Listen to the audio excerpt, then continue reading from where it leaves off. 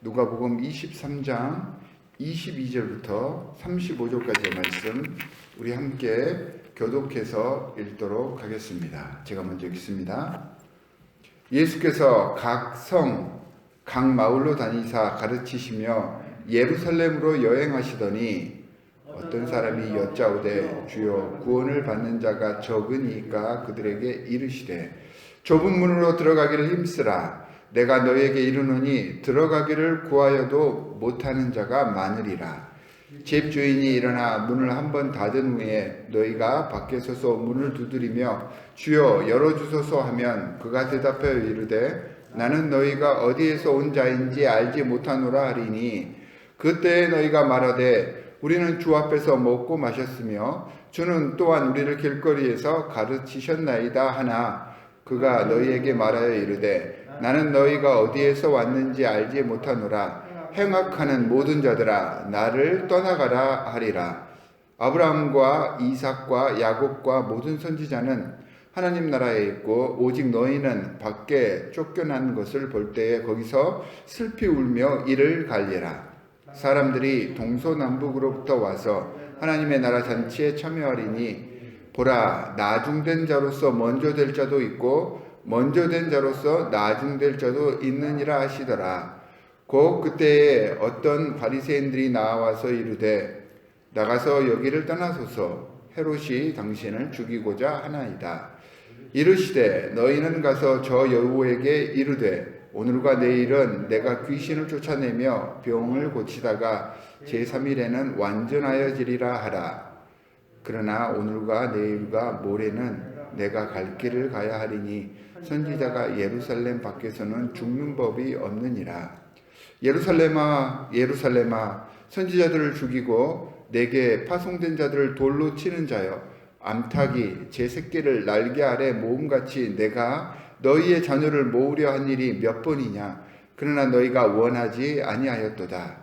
보라 너희 집이 황폐하여 버림바 되리라.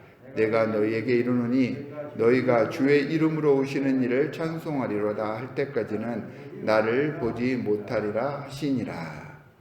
아멘. 주님의 말씀입니다. 오늘 성경 말씀 속에서는 구원에 대한 말씀이 소개가 되고 있습니다. 자, 우리 믿는 신앙인들이 가장 중요하게 생각하는 개념 중에 하나가 바로 이 구원이라고 하는 단어입니다. 우리는 구원을 위해서 조금 다른 말로는 하나님 나라를 향해 나아가기 위해서 신앙생활을 하고 있습니다. 물론 이제 각 성도들의 상황에 따라 어떤 분들은 오늘부터 예수 그리스도를 받아들이시는 분도 계실 것이고 어떤 분들은 수십 년 동안 신앙생활을 하고 계신 분들도 계시겠지만 솔직히 이 구원이라는 개념은 신앙생활을 해가면 할수록 조금 더 깨우쳐야 할 부분이 있는 영적인 개념이구나 이런 생각을 할 때가 많습니다. 자, 오늘 본문 말씀에서도 유대인들 자자손손 하나님을 믿어왔던 이 유대인들조차도 이 구원의 행적에 대한 확신이 없었나 봅니다. 그래서 오늘 본문 말씀에서 예수님께 어떤 유대인이 나와서 구원을 받을 사람이 적습니까? 라고 묻는 그 질문으로 오늘 본문이 시작이 됩니다. 사실 이런 질문이 구원에 대한 우리의 솔직한 심정입니다. 특히 육체를 가지고 있는 우리의 신앙인들의 생각이고 의문점이기도 합니다. 예수님 당시를 대표하던 유다의 묵시문학 속에서도 당시 신앙인들의 이러한 질문이 그대로 반영되어 있습니다. 묵시문학을 통해서 그러니까 초대교회 크리스찬들 이 묵시문학을 통해서 생명을 걸고 신앙을 지켜왔던 이들까지도 이런 의구심, 이런 구원에 대한 질문이 있었던 것입니다. 그러다 보니까 물론 묵시문학에 나와 있는 여러 가지 많은 숫자적인 개념은 상징적인 의미이기는 하지만 구원받는 자들의 숫자에 대해서 굉장히 민감했습니다. 그러니까 이게 무슨 뜻이냐면 과연 내가 그 숫자 속에 포함되어 있을까라고 하는 질문이겠죠. 그래서 묵시문학 곳곳에 구원받는 사람들의 숫자를 계속해서 언급을 했던 것입니다. 어쨌든 이런 질문들의 근거는 어떻게 하든지 그 숫자에 포함되어 보겠다는 의지와 사람들의 바램이 담겨 있는 것입니다. 사람들의 바램까지는 우리가 이해가 가지만 자기가 그 범위 안에 들고 싶다라고 하는 의지가 이 구원의 개념 속에 들어가면서 사실 이 구원의 개념이 뒤틀리게 되었습니다. 의지라고 하는 것은, 사람의 의지라고 하는 것은 좋은 개념으로도 사용하지만 이 의지라고 하는 것은 좋지 않은 개념으로도 이용이 될 수가 있고 사용이 될 수도 있습니다. 이 의지가 인간의 욕심과 자기 합리화 혹은 이 세상을 살아보겠다고 하는 생존 본능과 결합이 되게 되면 이 구원의 개념이 뒤틀리게 되어 있습니다.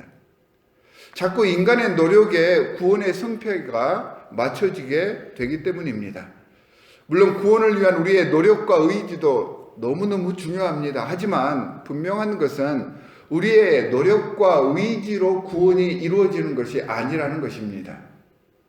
이 모든 것보다 가장 먼저 선행되어야 하는 점이 구원의 전적인 모든 주권은 하나님께 있다라고 하는 사실을 깨우쳐야 하는 것입니다.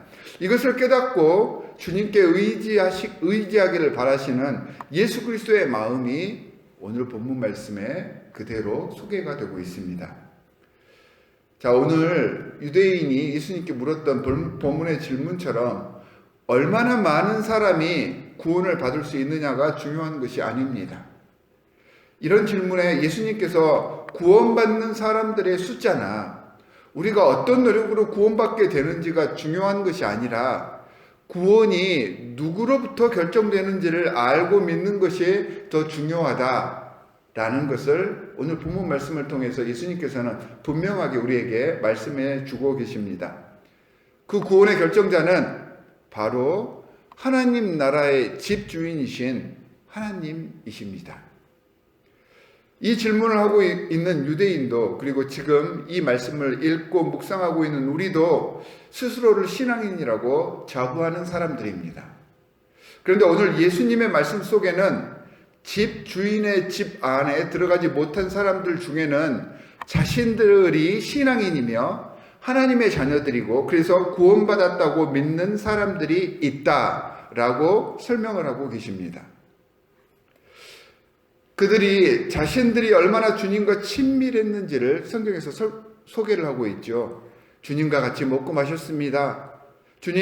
주님이 길에서 우리를 가르치시지 않으셨습니까? 주님의 교육을 받았습니다. 이렇게 말하면서 주님과 예수님과의 특별한 관계를 예수님께 이야기를 하고 있습니다. 하지만 27절 말씀에서 주님께서는 그들을 행악하는 자들이다 라고 말씀하시며 자신의 집에 들이시지 않았습니다. 그들은 하나님을 믿고 예수 그리스도를 믿는다고 하면서도 이름과 허울뿐인 그러한 신앙인이었던 것입니다. 그렇다면 허울뿐인 신앙인이란 어떤 사람들일까요? 문자 그대로 겉만 기독교인인 사람들입니다. 한번 예를 들어보겠습니다. 정치인들 중에 교회의 직분을 갖고 있는 사람들이 굉장히 많습니다. 물론 그들 중에는 신실한 신앙인도 다소 있겠지만 많은 분들이 다른 목적으로 교회의 직분을 가지고 있습니다. 교회 안에서는 거룩하지만 세상에 나와서 세상의 삶을 살 때에는 철저히 비즈니스맨으로 세상의 방식을 따라가는 사람들도 있습니다. 반대로 말해보면 자신의 이익을 위해서 신앙인임을 내세우고 이런 신앙의 관계를 세상의 이익을 추구하기 위해서 이용하는 사람들도 있습니다. 또는 교회 안에서 잘못된 구원관과 영적인 체험을 진짜로 믿어서 잘못된 신앙관에 빠져 있는 성도들, 잘못된 이단에 빠져서 잘못된 교리에 사로잡혀 있는 사람들, 이런 사람들이 예수를 믿는 사람들이기는 하지만 예수의 형기가 전혀 드러나지 않는 사람들입니다. 이런 사람들이 허울뿐인 신앙인이다 라고 우리가 이해를 하면 되겠습니다. 저는 이 말씀을 묵상하면서 두렵다는 생각이 들었습니다. 나는 내 삶은, 내 일상은 과연 어떠한지, 나를 통해 하나님의 사랑이 정말 증거되고 있는지, 혹 나로 인해서 아파하는 사람들이 생기고 있지는 않은지, 나의 작은 실수로 인해서 상처받는 사람들이 만들어지고 있지는 않는지, 나로 인해서 내가 존재하는 것만으로도 불편하고 나 때문에 고통스러운 사람들이 없는지 돌아보게 됩니다.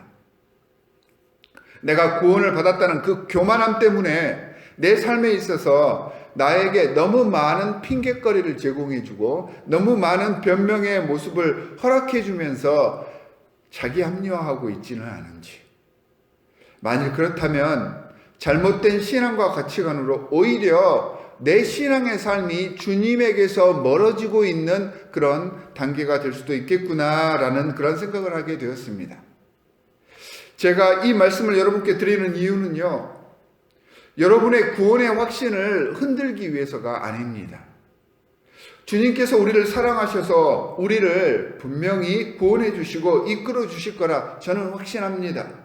하지만 구원의 최종 결과는 우리의 이 확신으로 이루어지는 것이 아니라는 것입니다.